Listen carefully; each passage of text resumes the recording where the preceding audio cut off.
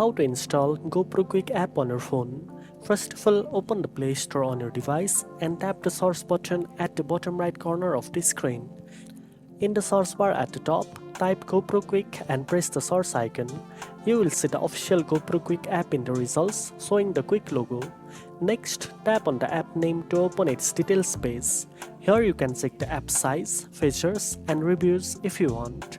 Once you are ready, tap the install button and the download will begin immediately. Make sure you have a stable internet connection for a faster installation. After the installation is complete, tap open to launch the app.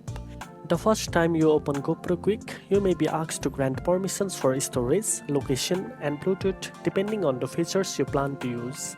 Allow these permissions for the best experience. Now you know how to install GoPro Quik app on your phone. If you found this video helpful, don't forget to like, share and subscribe for more editing tips. Thanks for watching and I'll see you in the next one.